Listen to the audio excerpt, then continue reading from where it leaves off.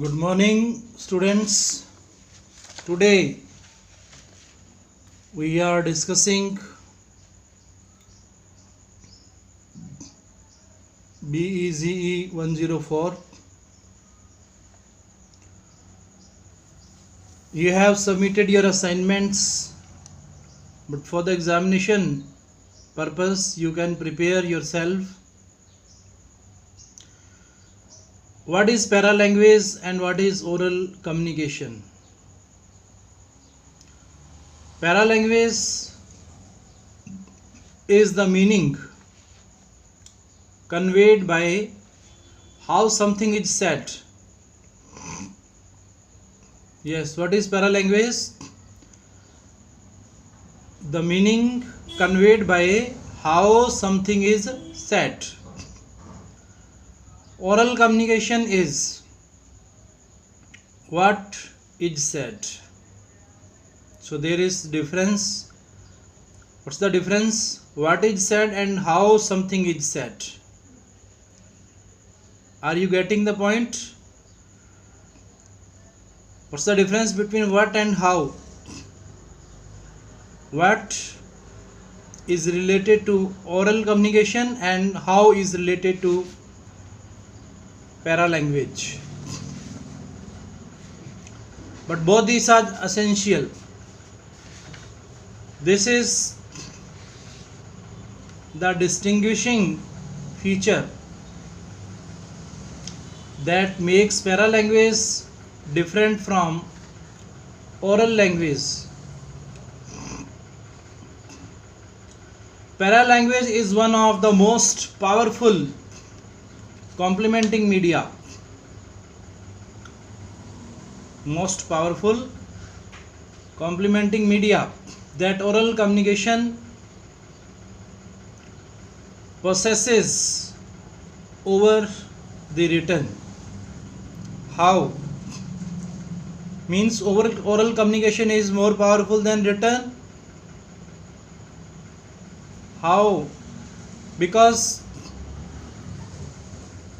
in oral communication it needs voice. Paralanguage is one of the best powerful complementing media that oral communication possesses over written. How a particular message is said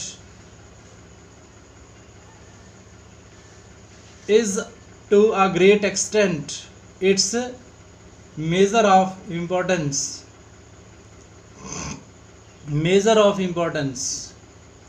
In some ways we may call it the highlighter of oral messages,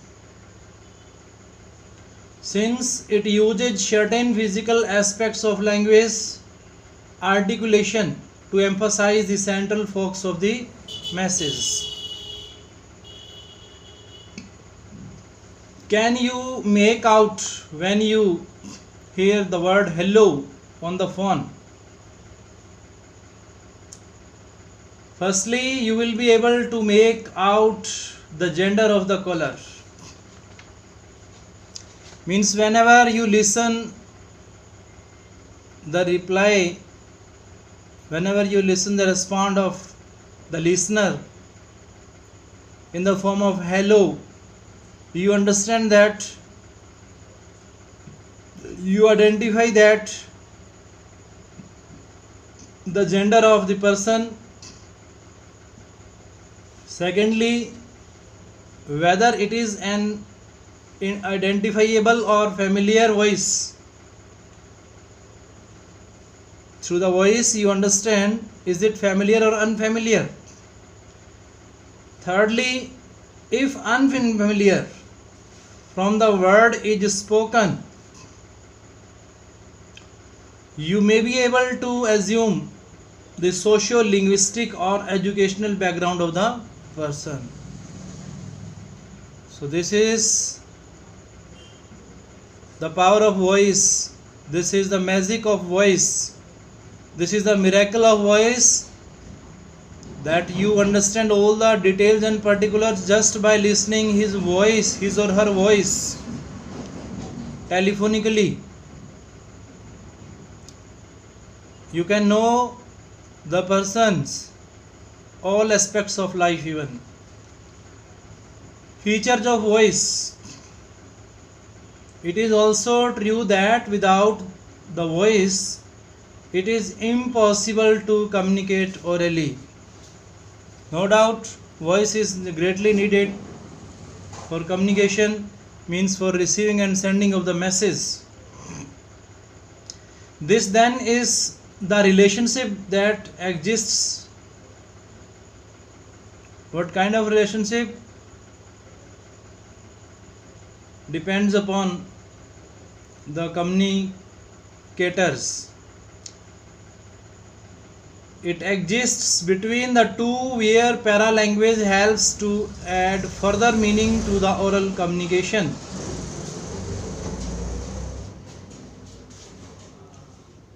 So, this is the feature of the voice that tells us a lot of informations and introductions, situations, positions, conditions of the familiar or unfamiliar persons.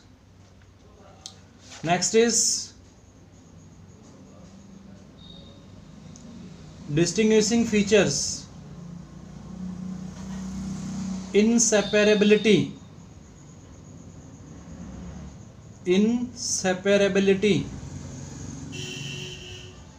Variable performance in service delivery is largely attributable to inseparability and human factors. Complementing. They had a good partnership by complementing each other. Familiar. He is no more familiar with new technology. Derived. The following is the general idea derived from these researches. Now you will write the opposite of these words, like oral. Very simply, we have discussed opposite of the oral is paralanguage. Yes. Different. Opposite of different is also paralanguage. Powerful. Very simply, opposite of powerful is weak. Importance. What's the opposite of importance? It is unimportance. True. Everyone knows opposite of the true is false. So this kind of examination pattern you may face in your examination. It is a model, it is a kind of, it is a type of examination. All the grammatical topics you must be clear.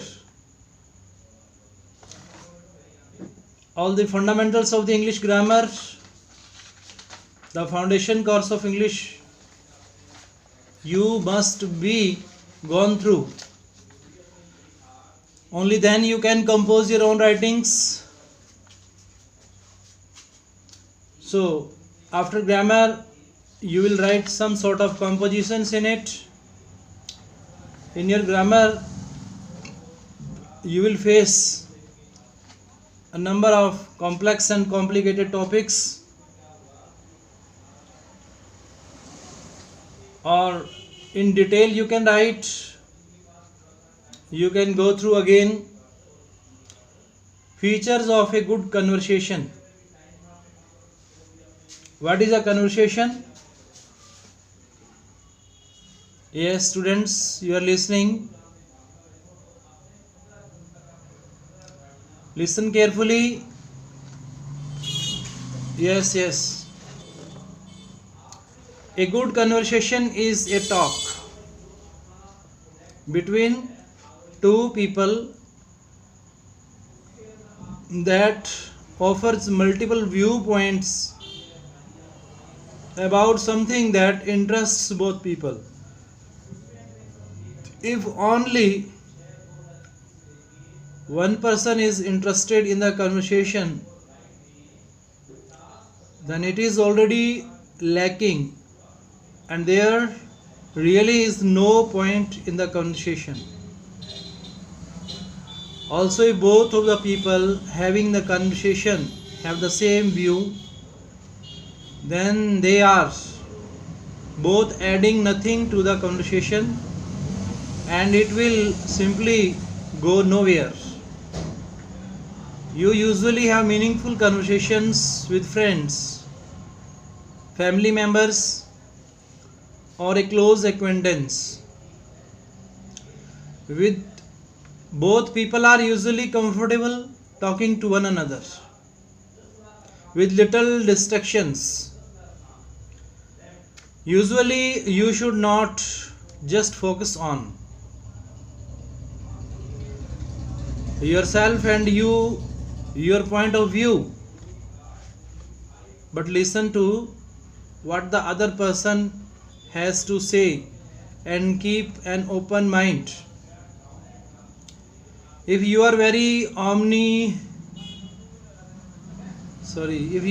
appointed, then the conversation will most likely turn into an argument. Very simply,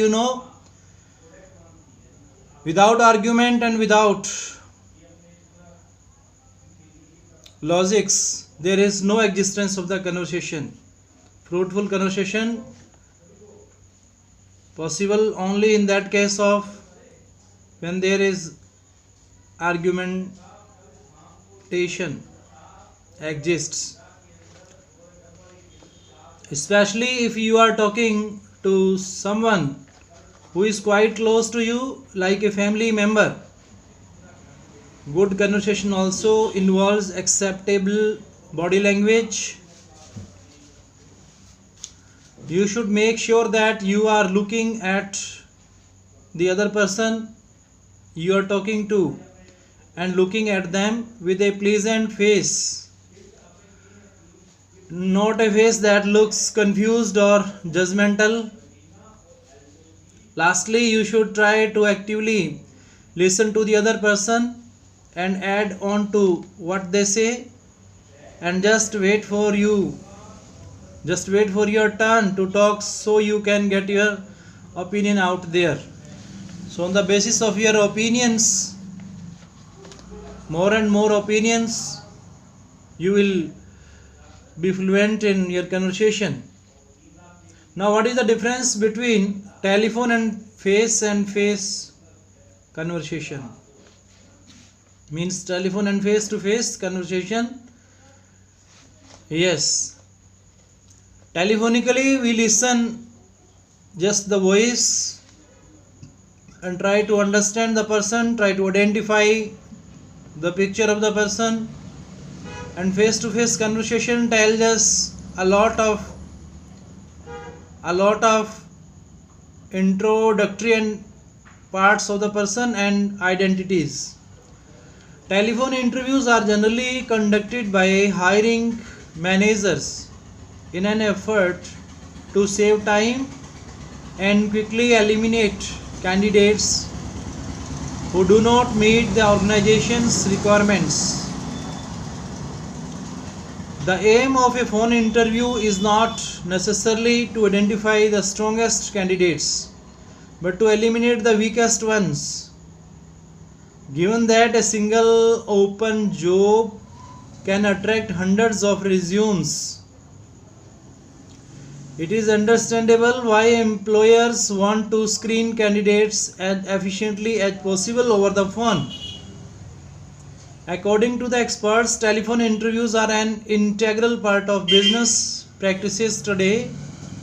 Some companies require only one telephone interview, while others might request 2 or 3 depending on the situation.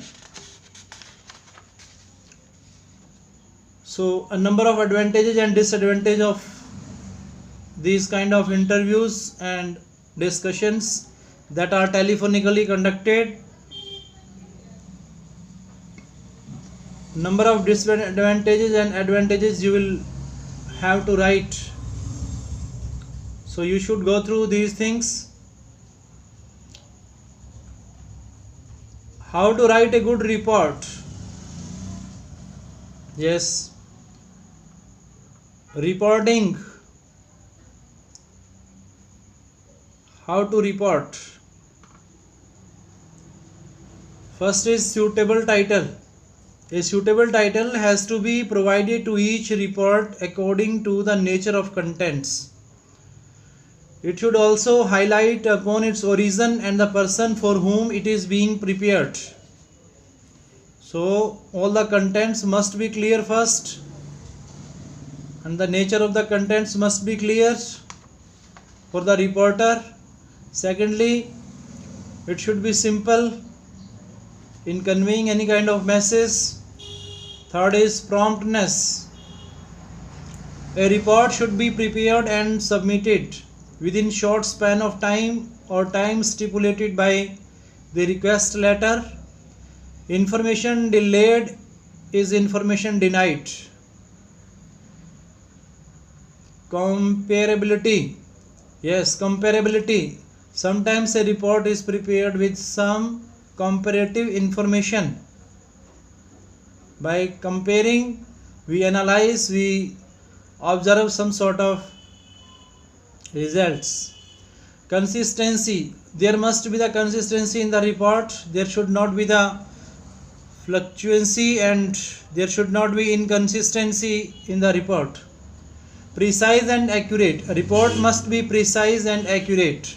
Whatsoever you are presenting in the report, there must be the witnessings, there must be the some kind of evidences that you may have to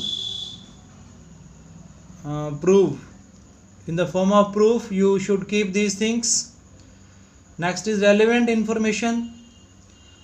Means the informations that are related to the past and future of that present one must be known by the reporter. Presented to required person or group or department. So report must be submitted to the relevant person. Routine details. Every report should contain the routine details like the period of time of preparing report, the period covered in the report, date of presentation of report, the units of information, the name of the person preparing and presenting it, names of persons to whom it is being submitted. So this is all about a good report writing. And last feature, that is timeliness. In the next topic you may discuss importance of small talk in business. Okay, thank you.